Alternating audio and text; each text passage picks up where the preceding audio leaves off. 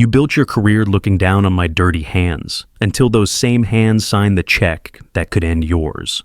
I'm Jake Sullivan, 35, been married to Sarah for 9 years. Her younger sister Ashley just tied the knot with Daniel, and let me tell you, that wedding turned into an education for everyone involved. See, Ashley's a hotshot corporate lawyer at Morrison & Associates downtown, pulling down serious money doing mergers and acquisitions in their gleaming 40-story glass tower. Works 70-hour weeks, drives a BMW that costs more than most people's annual salary, and thinks anyone who works with their hands is beneath her notice. Meanwhile, I'm the guy who shows up to fix pipes when the fancy lawyer's toilets won't flush. Background check. I run Sullivan & Sons Plumbing. Been building it for 15 years since I got out of Metropolitan Trade Institute. Started with a beat-up Ford van that leaked oil and a toolbox my dad left me when he passed. Now, I've got 12 skilled guys working for me. We handle everything from luxury penthouse installations to major commercial retrofitting projects across the city. But here's the thing. Nobody talks about at family dinners. I also own 8 rental properties scattered around 3 neighborhoods and hold a silent partnership in Riverside Development Company that's been quietly reshaping downtown for the past decade. Most people see the Carhartt work pants and steel-toed boots and assume they know my bank account. I like it that way. Keeps things simple. Keeps people honest about who they really are when they think you can't touch their world. When someone treats you like dirt because they think you're powerless, well, that tells you everything you need to know about their character. The drama kicked off at Ashley's rehearsal dinner at Prime Cut Steakhouse on Federal Plaza. You know the place, where they charge $47 for a ribeye and act like they're doing you a personal favor by letting you breathe their recycled air. The private dining room was packed wall to wall with Ashley's law firm colleagues, all looking like they'd stepped straight out of a corporate recruiting brochure. Fresh haircuts that cost more than my weekly grocery bill, expensive suits they probably bought on extended payment plans, and that particular brand of practiced arrogance that comes from thinking a law degree automatically makes you superior to everyone else in the room. Ashley had been hitting the Chardonnay pretty hard throughout dinner, and her professional filter had completely evaporated. She was holding court with Miranda Cross, the managing partner, a sharp-eyed woman in her 50s who'd built Morrison & Associates into one of Chicago's most respected firms. Ashley was really laying it on thick about how the firm only hires the best and brightest legal minds, how they maintain rigorous professional standards and certain expectations of excellence. I was sitting there minding my own business, working through what had to be the world's most overpriced Caesar salad, when Ashley's voice cut through the polite dinner conversation like a reciprocating saw through quarter-inch copper pipe. Unlike some people here who never grew up from blue-collar jobs. Dead silence. You could have heard a pipe wrench drop on concrete. Sarah's mother suddenly became intensely fascinated by the pattern on her wine glass. Her father started choking on his dinner roll and reached for his water. Poor Daniel looked like he wanted to crawl under the white linen tablecloth and hide there until next Christmas. I felt Sarah's hand find mine under the table, squeezing in that particular way that says, "Please don't demolish my sister in public, even though she absolutely deserves it." She knows my dangerously calm mode, when I get so controlled and methodical that it makes shouting look like amateur hour. It's the same composure I use when I'm underneath someone's house at 2 in the morning, water everywhere, trying to locate a burst pipe before their basement turns into an indoor swimming pool. Everyone at that table thought they had my story figured out. Jake the plumber, the blue-collar brother-in-law, who somehow managed to marry up, while his successful wife carries the real financial load. I could practically hear their thoughts echoing around the room. Poor Sarah, stuck supporting that guy who fixes toilets for a living. What a waste of her potential. What they didn't know was that those supposedly dirty hands they looked down on had built something most of them would never achieve in their climate-controlled offices. See, while they were accumulating student loan debt and competing for billable hours, I was learning how buildings actually function, how complex systems connect and interact, how to solve real problems that matter to people's daily lives. Over 15 years, I discovered something most white-collar professionals never figure out. There's serious money in being the guy who understands how things actually work.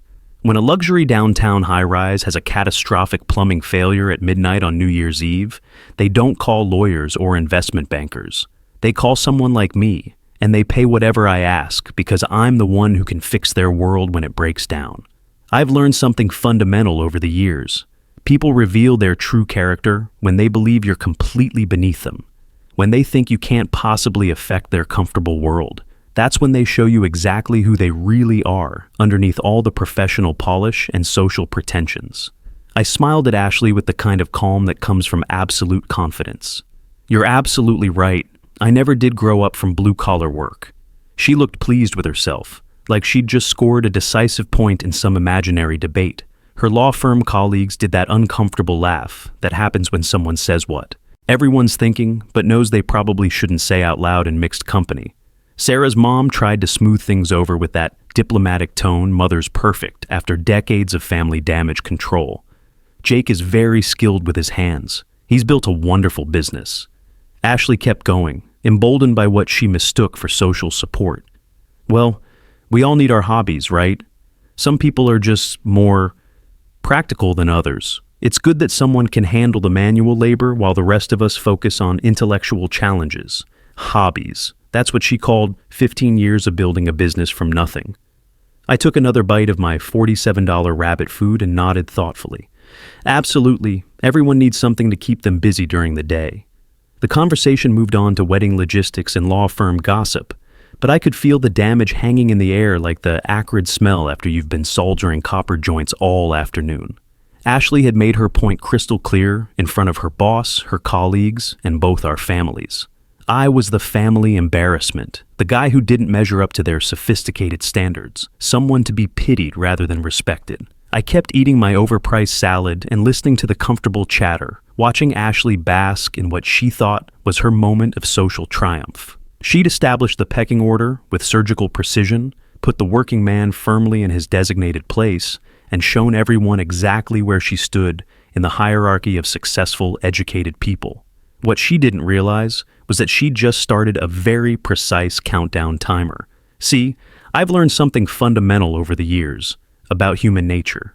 The best response to being systematically underestimated isn't to prove people wrong immediately with some dramatic confrontation. Sometimes it's infinitely more effective to let them keep digging their hole deeper and deeper until they've excavated something so profound they can't possibly climb out of it on their own. Tomorrow's wedding reception was going to provide a very comprehensive education. The drive home was quieter than a construction site at 3 a.m. Sarah kept glancing at me like I might suddenly explode into a profanity-filled tirade, but I wasn't angry in any conventional sense. I was energized in that particular way that only comes from watching someone hand you exactly the precision ammunition you need to completely restructure their comfortable world. At home, I went straight to my office, what Sarah affectionately calls my command center, and what I prefer to think of as mission control for 3 separate businesses. Dark walnut paneling I installed myself, industrial steel filing cabinets that could survive a tornado, and a solid oak desk that's witnessed more major financial decisions than most corporate boardrooms. It's where I coordinate 12 employees, manage 8 rental properties, and handle partnership responsibilities that generate more annual income than most people see in their retirement accounts. I pulled out the thick manila folder I keep locked in my desk's bottom drawer. There it was, sitting like a loaded shotgun. The Morrison & Associates building renovation project proposal. $520,000 to completely retrofit their downtown office building's entire plumbing and HVAC infrastructure.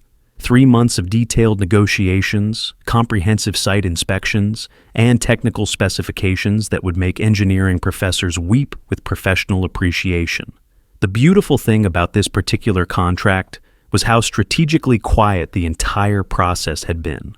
All official discussions went through their facilities management company, which happened to be Riverside Development, my silent partner arrangement that keeps my name off most public documents. No flashy presentations, no schmoozing over expensive dinners, just professional correspondence and technical expertise that spoke for itself.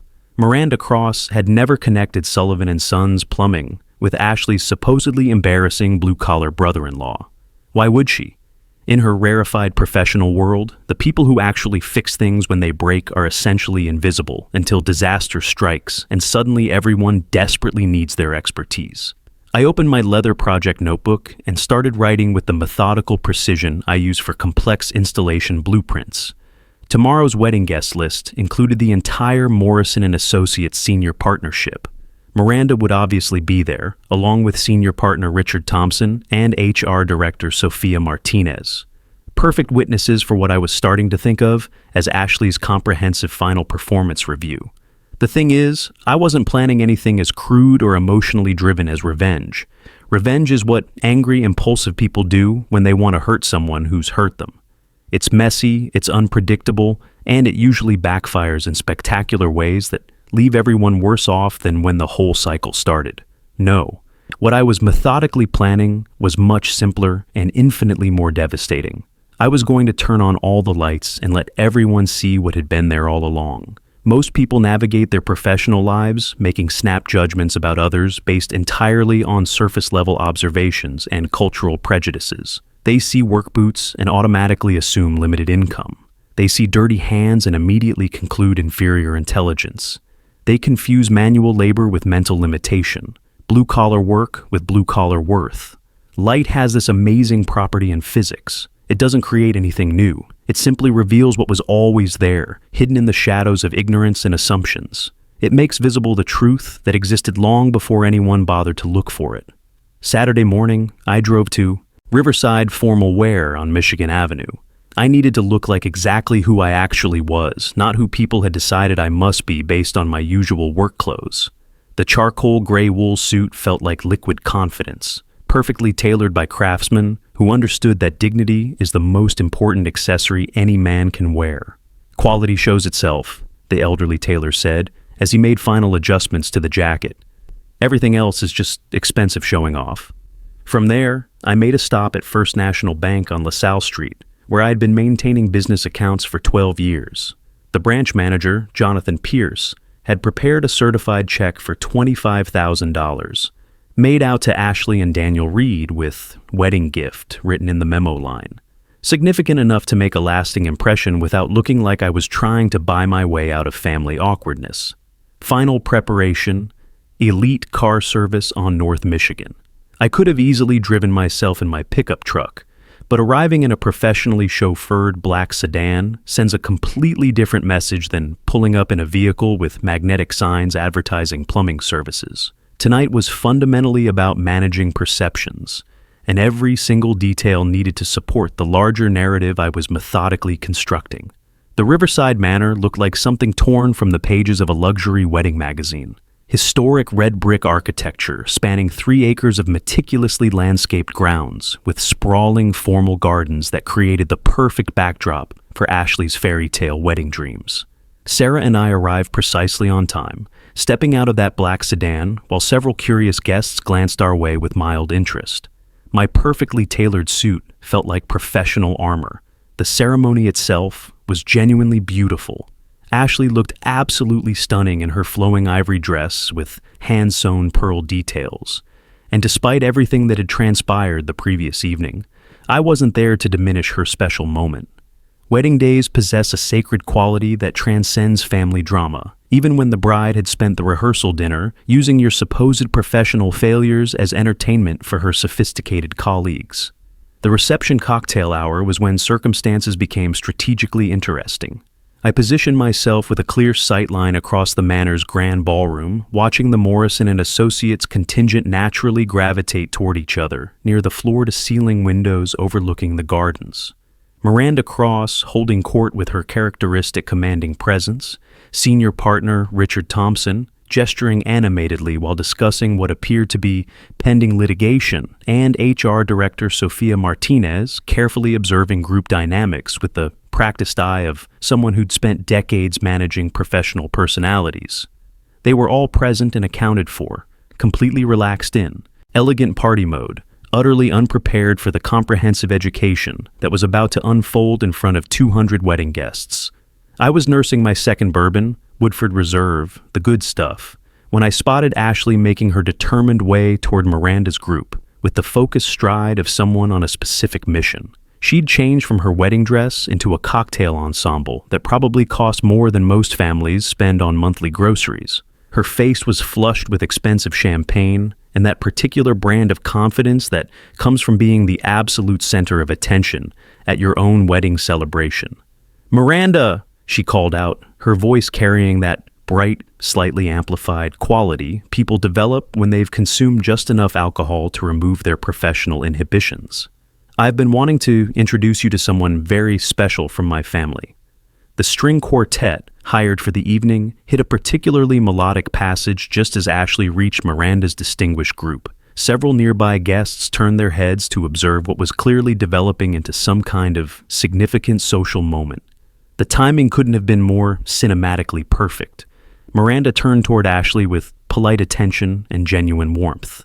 "Of course, Ashley. Congratulations again on such a beautiful ceremony. Everything has been absolutely lovely." "Thank you so much," Ashley beamed with undisguised pride. "But I really wanted you to meet my extended family, specifically my brother-in-law." She gestured toward me with theatrical flourish that would have made drama teachers proud. "Miranda, I'd like you to meet Jake, the guy I was telling you about who still thinks fixing toilets qualifies as a real career."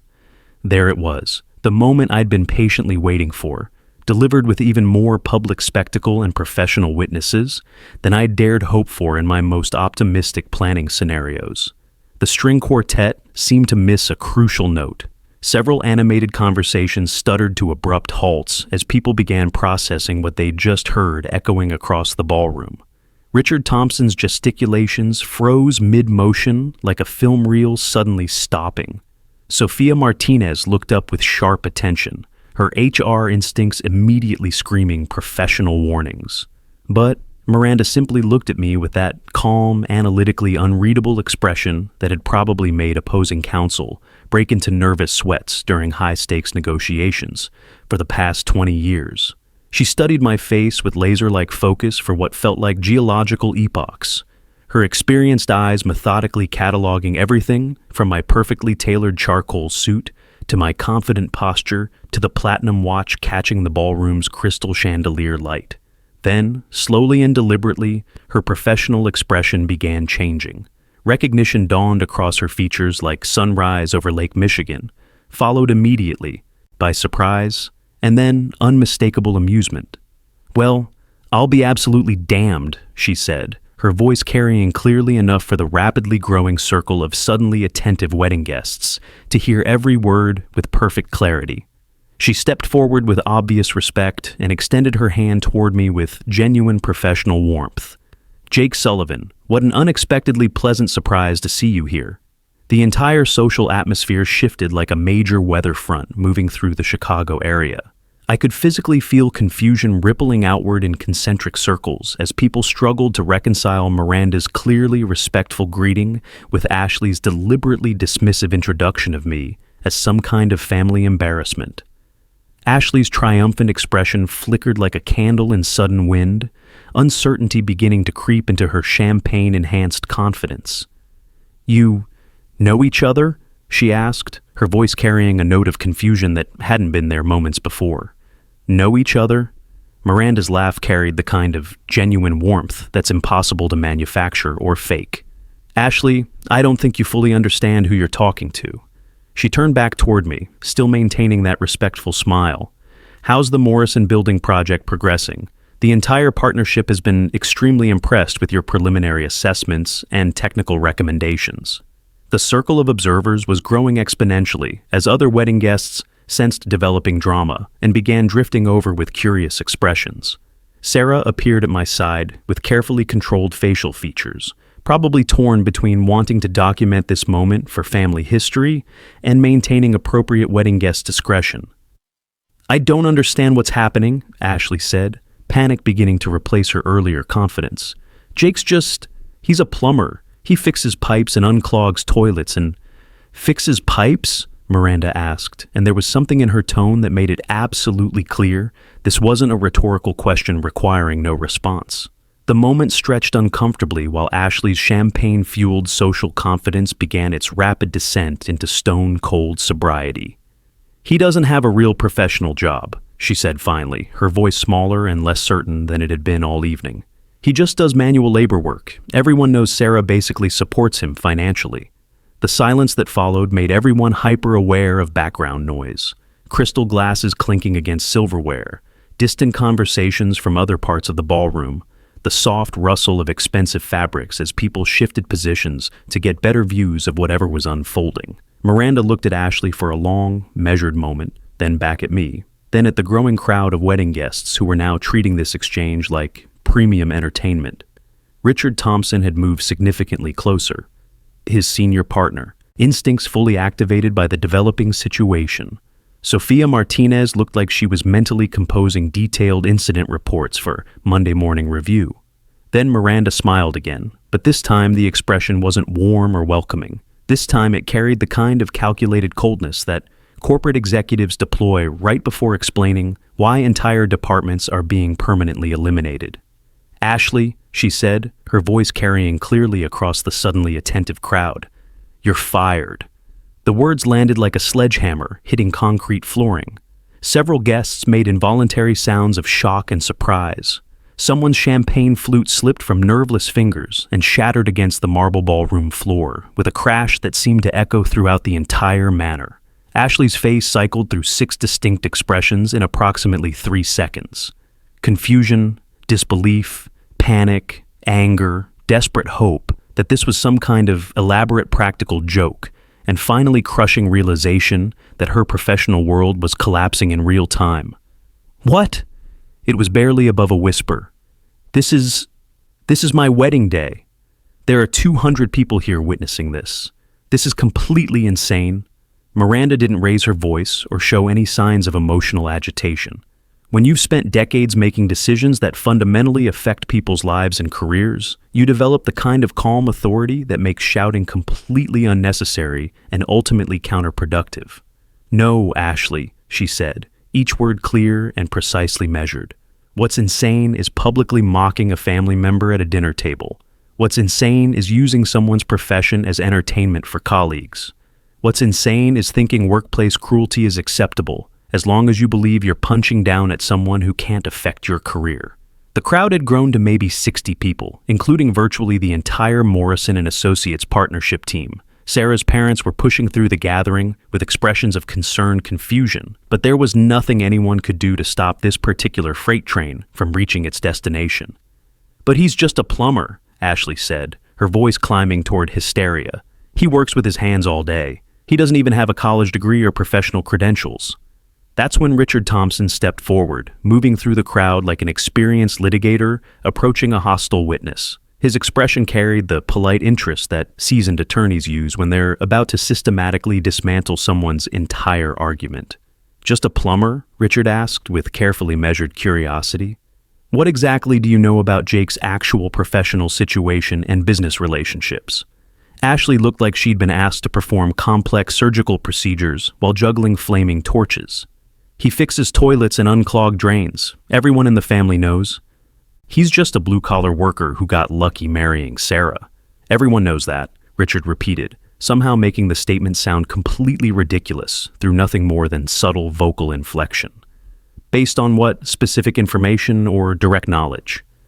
"Based on the obvious fact that he gets dirty at work," Ashley said, her professional composure completely abandoned.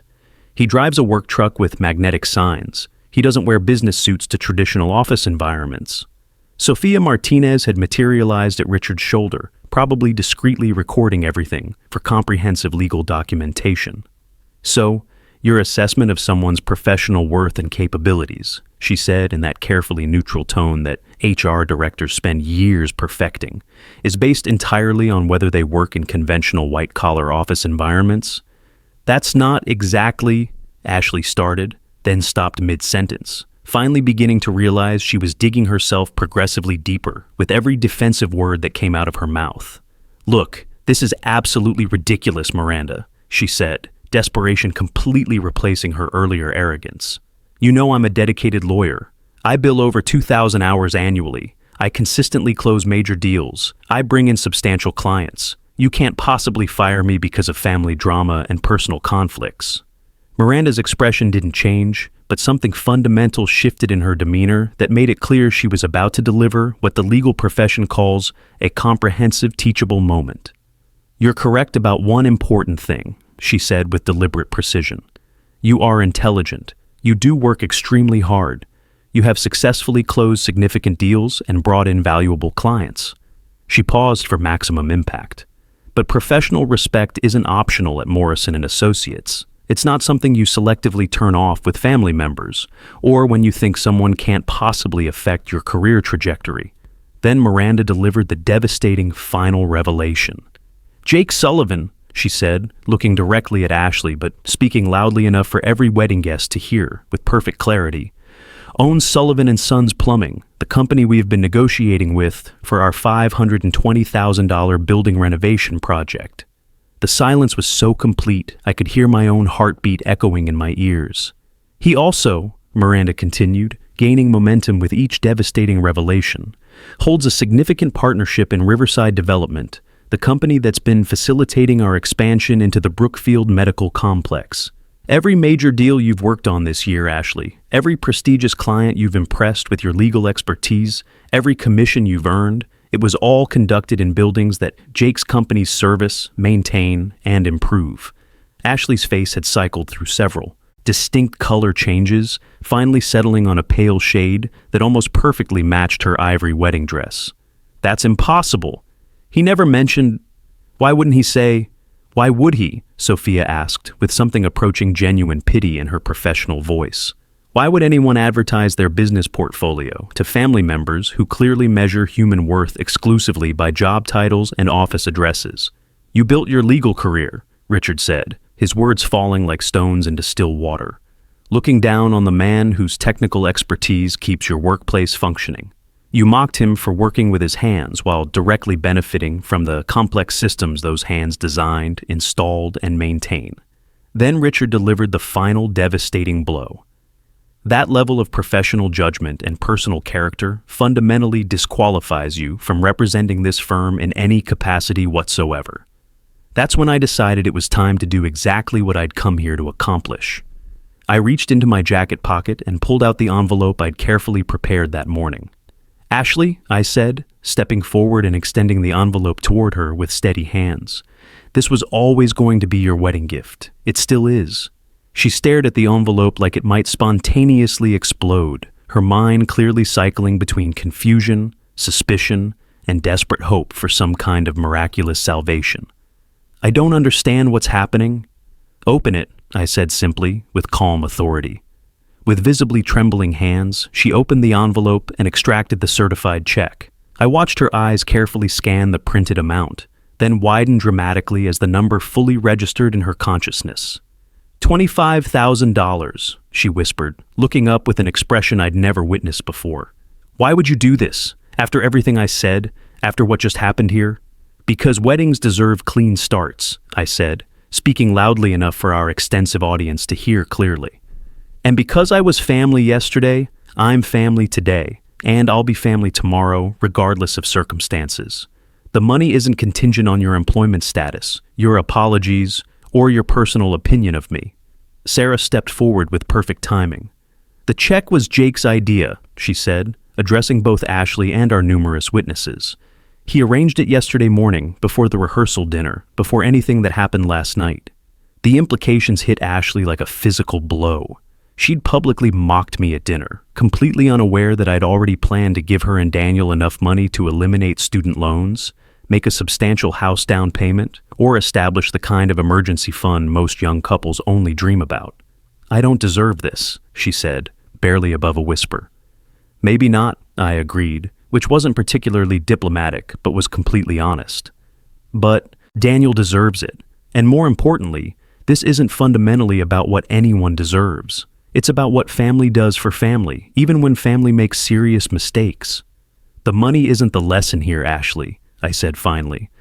The lesson is that actions always have consequences, but family remains family. You lost your professional position tonight because of choices you made. You're receiving this gift because of choices I made. Two completely different things, based on two entirely different sets of values. She nodded slowly, tears streaming down her cheeks and completely destroying her expensive wedding makeup.